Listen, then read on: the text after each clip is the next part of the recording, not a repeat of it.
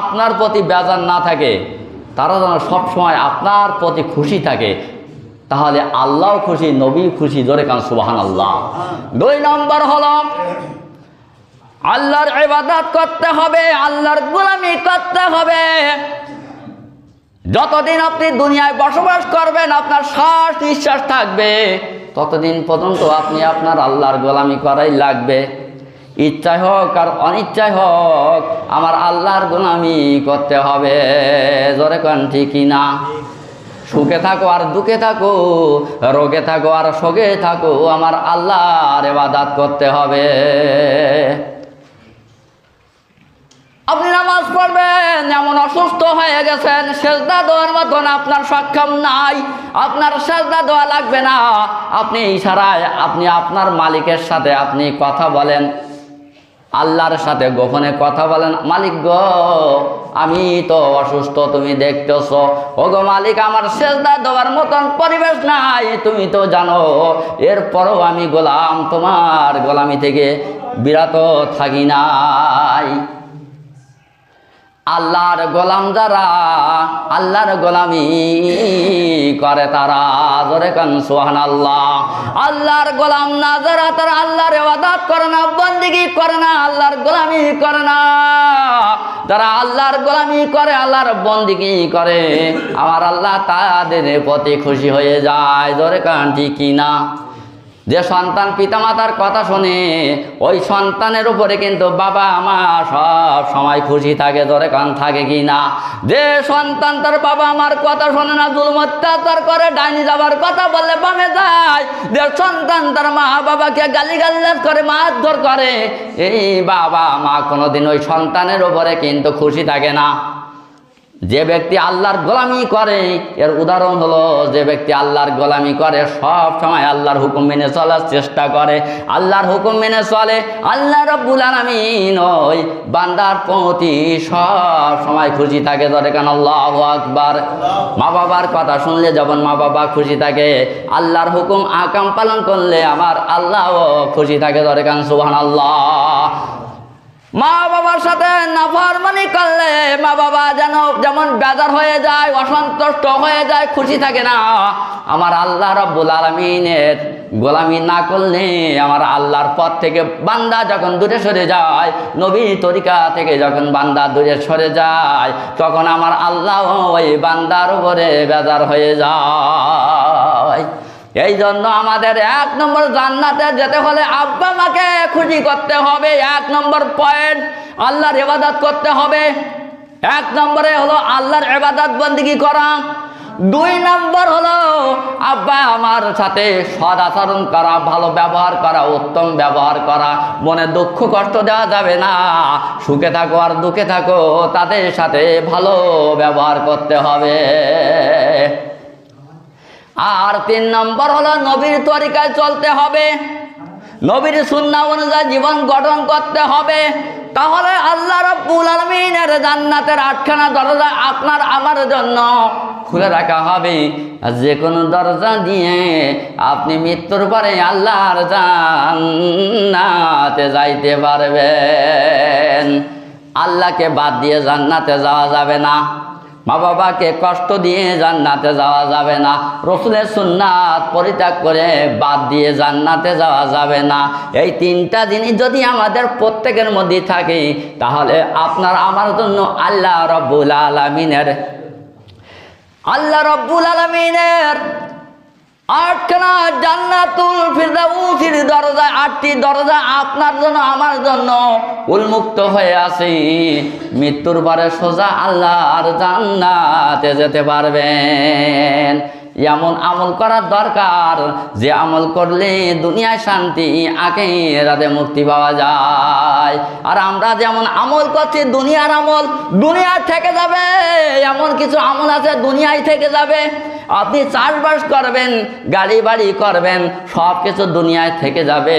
কিন্তু আপনি যদি আল্লাহকে রাজি খুশি করার জন্য বেশি বেশি আখিরাতের কাজ করেন, এই আখিরাতের কাজটা আপনার জন্য সম্বল হয়ে কিয়ামতের ময়দানে কঠিন মুসিবতের সময় আপনার জন্য নাজাতের ওসিলা হয়ে যাবে।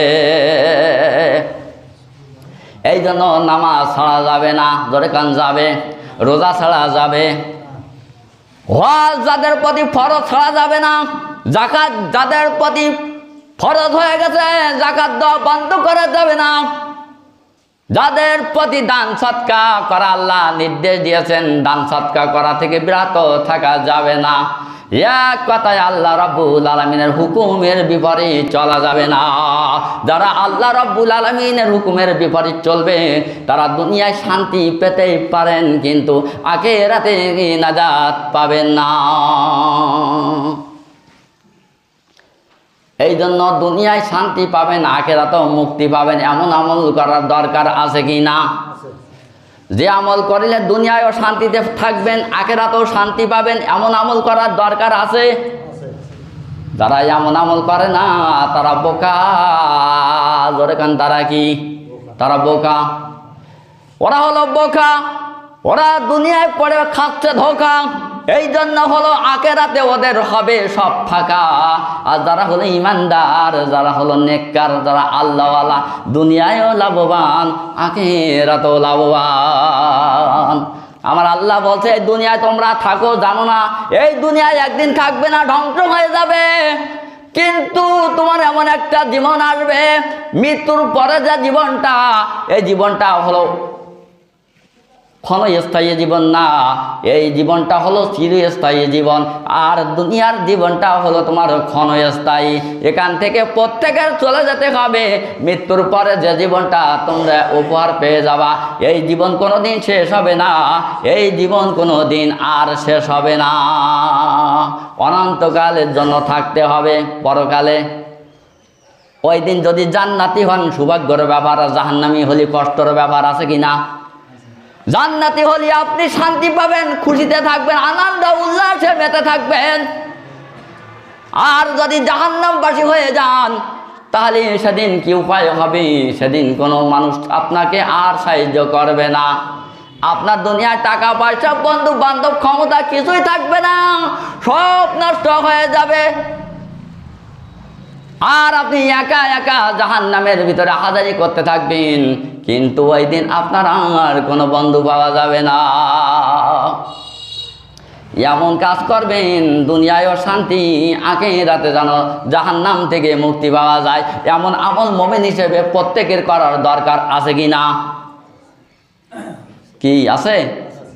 আছে। মুখে বললে হবে না, বাস্তবে কাজ করে প্রমাণ করে দিতে হবে, এ মালিক তুমি আমাদের রব। এই দেখো আমরা তোমার গোলাম, গোলামের মতন গোলামি করতেছি। আল্লাহ, আল্লাহকে দেখাই দেন, নামাজ পড়ে দেখাই দেন আল্লাহ আমি গোলাম, দান করে দেখাই দেন আল্লাহ আমি গোলাম। দুনিয়ার সমস্ত কাজ করে আপনি ভালো ভালো কাজ করে মালিককে দেখাই দেন আল্লাহ আমি তোমার গোলাম। তুমি যা বলেছ, তোমার নবী যা বলেছে, সব আমার জীবন থাকিতে একটা বাদ দেব না, সব আল্লাহ তোমার জন্য কুরবানি করে দিলাম। জোরে কান সুবহানাল্লাহ। নামাজ পড়বেন কার জন্য? রোজা রাখবেন কার জন্য? আল্লাহ রাব্বুল আলামিন বলছেন বলো তোমার নামাজ, তোমার কুরবানি, তোমার গোটা ইবাদত হলো আমার বিশ্ব জগতের প্রভু আল্লাহর জন্য। জোরে কান সুবহানাল্লাহ। হায়াতের মালিককে, তোমার নামাজ, তোমার কুরবানি, তোমার হায়াত, তোমার মৃত্যু হবে একমাত্র বিশ্ব জগতের মালিকের জন্য। জোরে কান কার জন্য? মরবেন তাও কার জন্য, বাঁচবেন তাও কার জন্য? আল্লাহর জন্য বাঁচতে হবে, আল্লাহর জন্য মৃত্যুবরণ করতে হবে, আল্লাহর জন্য নামাজ আদায় করতে হবে, আল্লাহর জন্য গোটা জীবনের ত্যাগ তিতিক্ষাগুলো আল্লাহর রাস্তায় কুরবানি করতে হবে। সেটাও হলো আমার আল্লাহ রাব্বুল আলামিনের জন্য।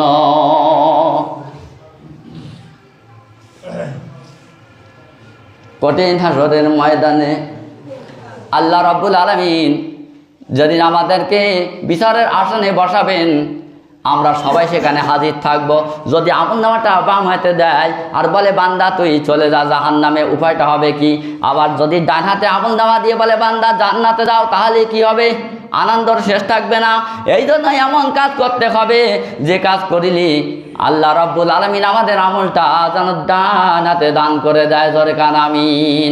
ওগো মালিক, তোমার কথা বলতাছি রব্বুল আলামিন, আয় আল্লাহ, তুমি আমাদের সকলের আমলটা ডান হাতে দেওয়ার মতন এমন কর্ম, এমন আমল তুমি দুনিয়ায় করার সকলের তৌফিক দান করে দিয়ে। জোরে কান আমিন। এই বলে আমার সংক্ষিপ্ত বক্তব্য এখানে শেষ করছি। আসসালামু আলাইকুম ওয়া রাহমাতুল্লাহি ওয়া বারাকাতুহু।